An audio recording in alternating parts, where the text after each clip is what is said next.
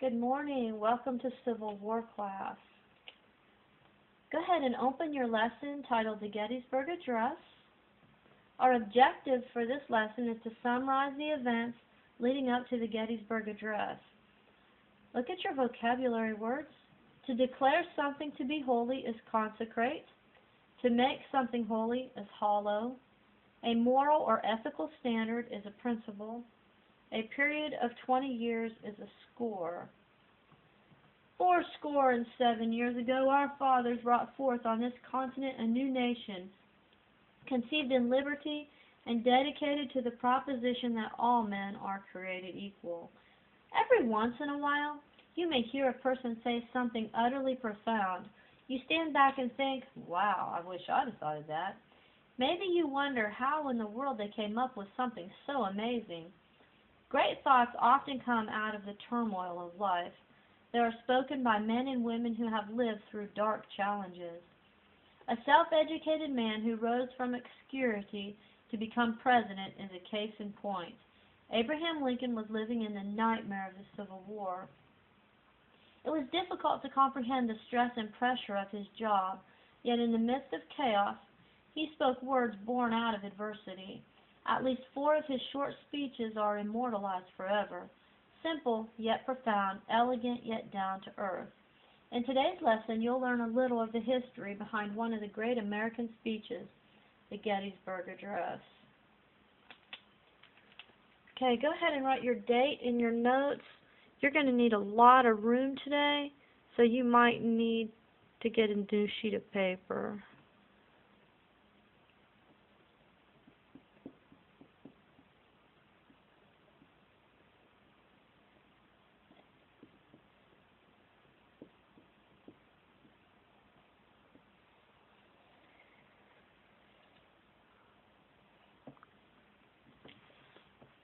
And to think, the Gettysburg Address almost did not happen. Let's look at where it says background. Like many battle sites before it, Gettysburg was the scene of rotting corpses in the hot summer sun. Both armies had left their dead behind and moved on, leaving the town of Gettysburg with the horrific task of burying each body. We said there were 45,000, right? So thousands of soldiers and horses were littered across the landscape.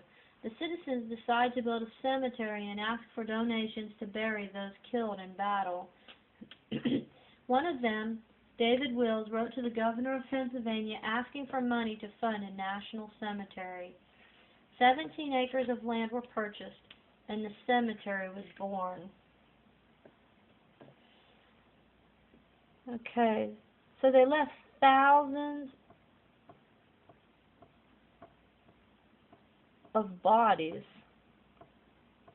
And so the town of Gettysburg has to decide what to do with these thousands of bodies. And so the governor of Pennsylvania funded a national cemetery. So the governor of Pennsylvania funded a national cemetery.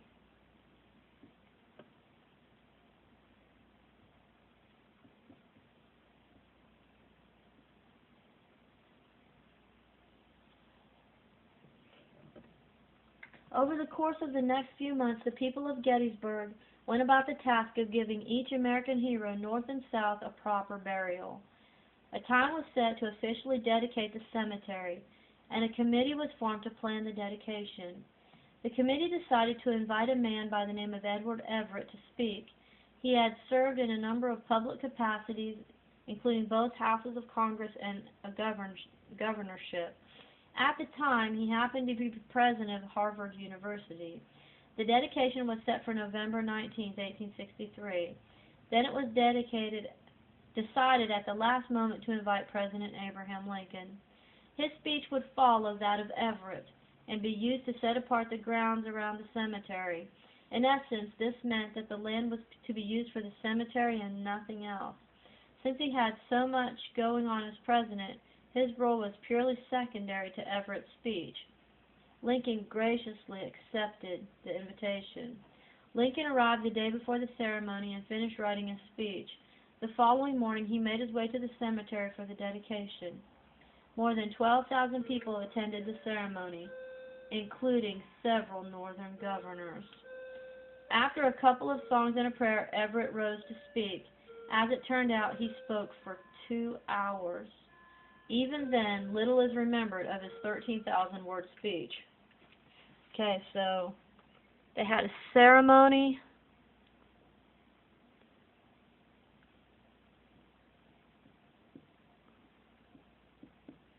To dedicate the cemetery. So a ceremony of dedication. Everett was the main speaker.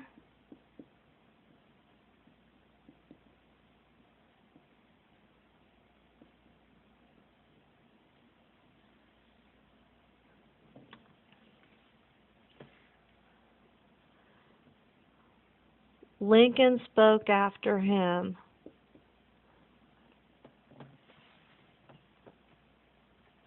Fourscore and 7 years ago, our fathers. Now on here it says our fathers, but I'm pretty sure that's supposed to be our forefathers. Fourscore and 7 years ago, our forefathers brought forth on this continent a new nation conceived in liberty and dedicated to the proposition that all men are created equal.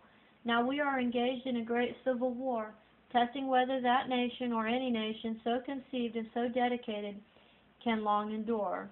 We are met on a great battlefield of that war. We have come to dedicate a portion of that field as a final resting place for those who here gave their lives that that nation might live. It is altogether fitting and proper that we should do this. But in a larger scale, we cannot dedicate, we cannot consecrate, we cannot hallow this ground. The brave men, living and dead, who struggled here have consecrated it, far above our poor power to add or detract. The world will little note, nor long remember what we say here, but it can never forget what they did here. It is for us, the living, rather, to be dedicated here to the unfinished work which they who fought here have thus far so nobly advanced. It is rather for us to be here dedicated to the great task remaining before us, that from these honored dead we take increased devotion to that cause for which they gave the last full measure of devotion, that we here highly resolve that these dead shall not have died in vain, that this nation under God shall have a new birth of freedom, and that government of the people, by the people, for the people, shall not perish from the earth. His speech was only 270 words long and 10 sentences. It took him about 3 minutes to read the speech and sit down. It is said that there was very little applause following the speech, as many who heard it were too moved to make a sound. Yet today it is the most quoted speech in American history. So Lincoln wrote the Gettysburg Address.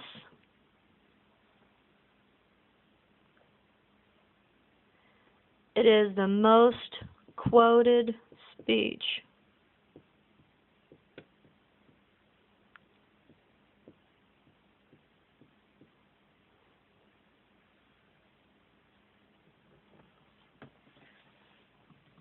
There were a number of photographers present that day, yet there is only one picture of Lincoln.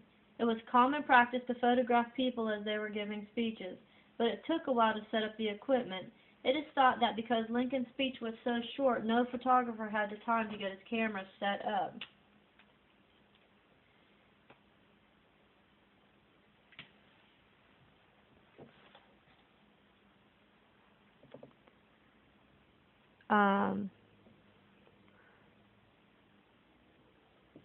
There was only one picture of Lincoln.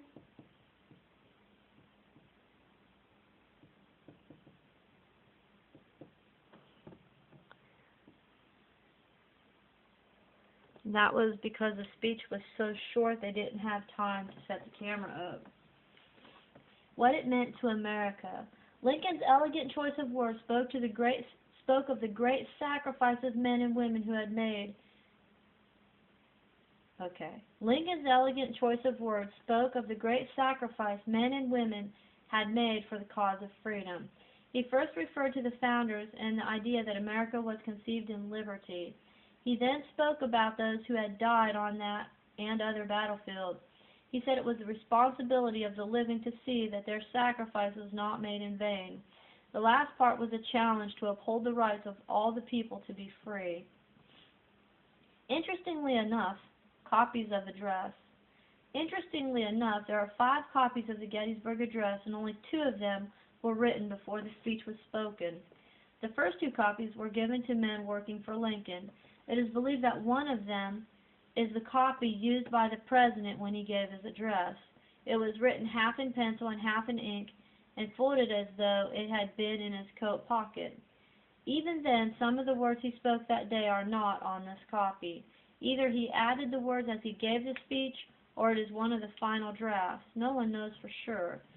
One of the 3 copies written after the address was given is considered the official Gettysburg Address. This one also has the most interesting story behind it. Colonel Alexander Bliss, who had been given an autographed copy of the address, it is the only one with Lincoln's signature attached to it. The copy was passed around until 1949, when a rich art collector, Oscar Xentus, purchased it at an auction. It also happened to be the Cuban ambassador to the United States. When Fidel Castro took over Cuba in 1859, all of Xentus' possessions were confiscated by the Cuban government. Fortunately for the United States, Xentus had willed the copy to America on the condition it was to be kept in the White House forever. It was hung in the Lincoln Room of the White House ever since. In conclusion, the remaining copies of the Gettysburg Address can be found at the Library of Congress in Washington, D.C. The copies are enclosed in cases that are sealed in argon gas and temperature controlled. The argon gas is used to keep the speeches from degrading. The Gettysburg Address was the perfect speech for the times, reminding all Americans that the nation was founded on the principles of freedom and equality for all. It was this idea that helped the country survive the Civil War.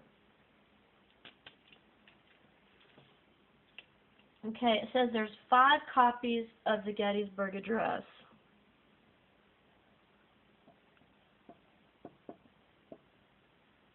Okay, there are 5 copies of the Gettysburg Address. It says the first 2 were given to men working for Lincoln. Okay, it says 1, Lincoln used when he gave the address.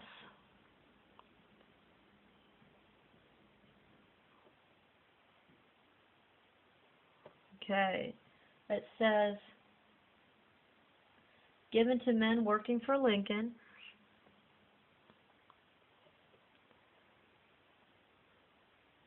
Okay, this one and one more were given to Lincoln's men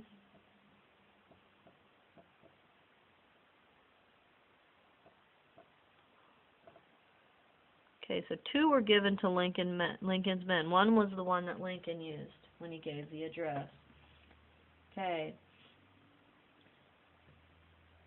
But it says that the one Lincoln used,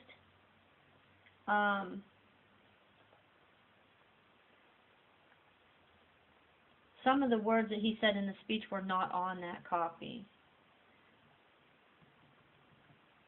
Okay, one of the 3 copies written after the address was given and considered the official Gettysburg Address.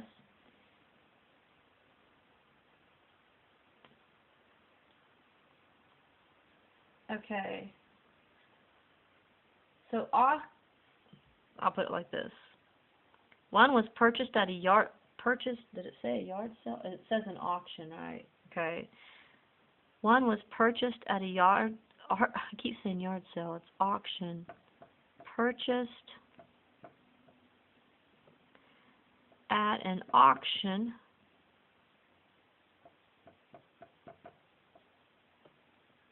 how do you spell auction? A-U-C-T. It just doesn't look right.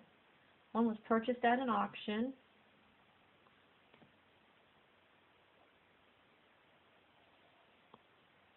Okay.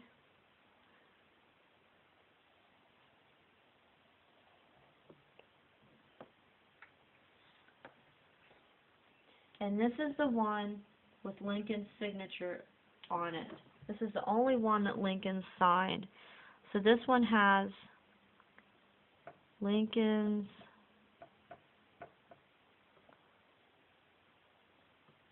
autograph.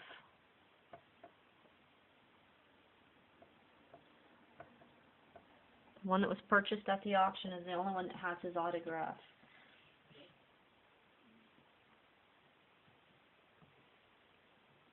Okay, and this is also the one that Sincus wanted to be kept in the White House forever. So this is the one that's kept in the White House. And I guess they have a Lincoln room because it says that's where it is. So this is the one that's in the White House. We can't see that very well. I'll write it underneath it. Maybe we can see it better.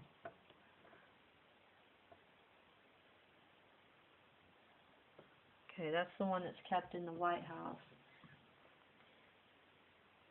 Okay, and it says the other two are found in the Library of Congress.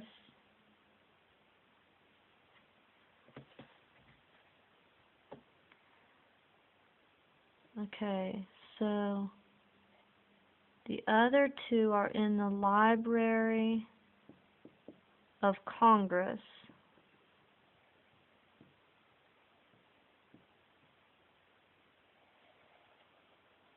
And it says that they're kept in argon gas.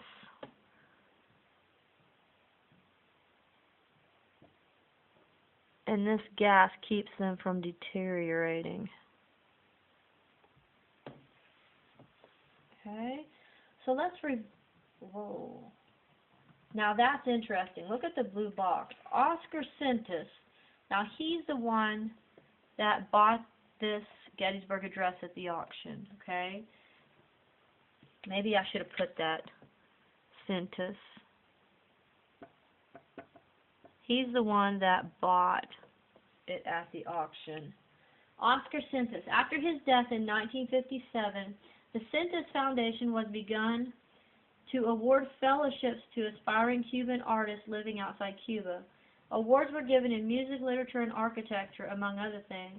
His love for the fine arts has provided a legacy far beyond his lifespan.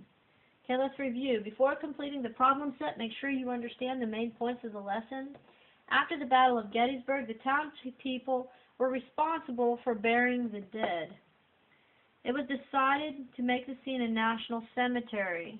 The governor funded a national cemetery. Edward Everett was chosen to be the main speaker at the dedication ceremony. Okay, they had a ceremony of dedication. Everett was the main speaker, with Abraham Lincoln chosen at the last minute to dedicate the grounds. The Gettysburg Address was only 270 words long. Okay, the Gettysburg Address was 270 words.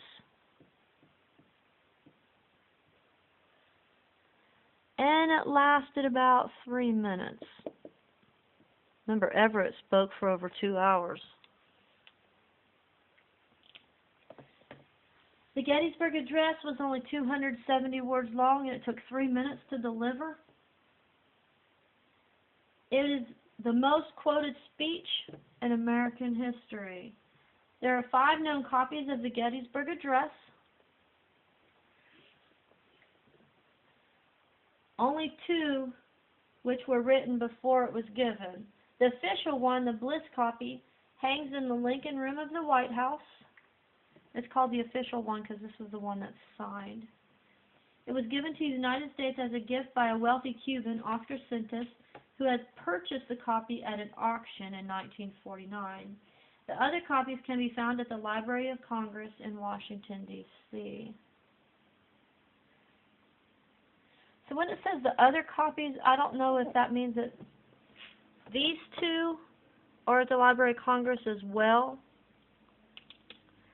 So there may be 4 copies. There's probably 4 copies in the Library of Congress, because these 2 that were given to Lincoln's men are probably in the Library of Congress as well. I probably misunderstood that. Okay. I want you to study this lesson. The Gettysburg Address that is written right here in your lesson, I want you to memorize it. It's 270 words long. Okay, and this will count as a project grade. Alright, you have to memorize the Gettysburg Address. Go ahead and study this lesson and answer the questions.